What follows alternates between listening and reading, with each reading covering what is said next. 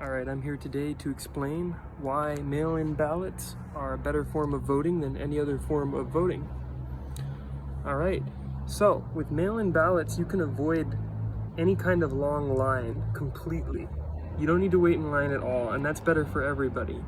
According to the MIT Election Data Science Lab, 14.3% of Americans waited longer than 30 minutes to vote in 2020. And 6.3% of Americans waited over an hour before they could vote.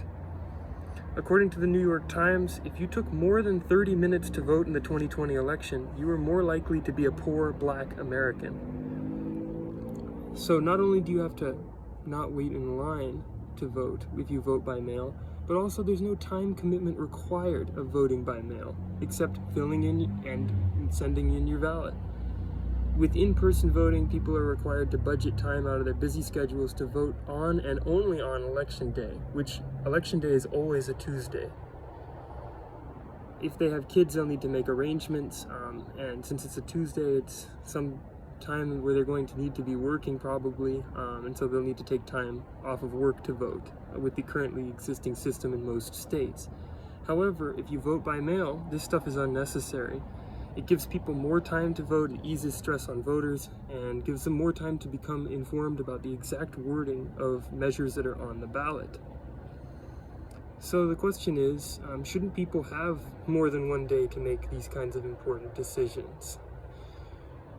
Voting by mail costs less as well, because if voting by mail was available nationwide, there would be no need to staff polling places with paid workers on election day. That's a massive amount of money each state would not have to use for those people. In terms of voter intimidation, voting by mail decreases voter intimidation almost entirely. During the 2020 election, the Proud Boys, spurred by Donald Trump, essentially gave people emails who were voters and said, hey, we're going to be there watching the voting process take place, so don't try to do anything weird.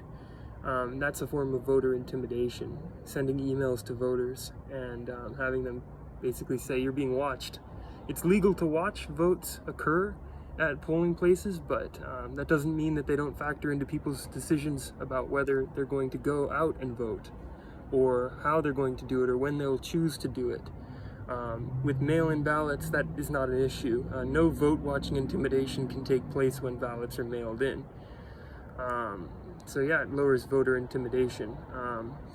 Alright, so some people opposed to mail-in ballots might say that the ballot boxes are not very secure, that they have like just a small little padlock on them or whatever, or that mail-in ballots are tampered with even, and that this would lead to a lack of trust in voting by mail among Americans. Additionally, there's a Trump-era claim of widespread voter fraud in the mail-in ballot system. So these are worries that people might have about voting by mail. However, first of all, ballot boxes not being as secure as they could be is no reason to shelf a perfectly good idea on its own, especially when all that are needed is basically either police officers or some sort of anti-tampering alarm system watching each ballot box. That wouldn't be that hard to set up if you have the money for it, which, our country does. They're able to put money as needed, if appropriate, into different things, and if ballot boxes weren't secure, that alone is not a good reason to say people should not be able to vote by mail.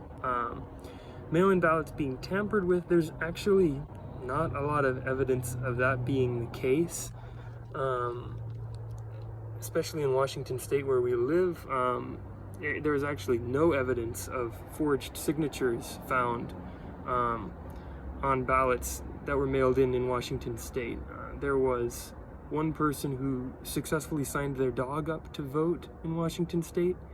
That was almost 10 years ago, and someone else tried to sign up their dog to vote, and they succeeded, but the state warned them, this is actually a proof that these systems to deter fraudulent voters from casting votes are actually working, because we caught your dog's sign up and we're just going to say you can't put false information into the system.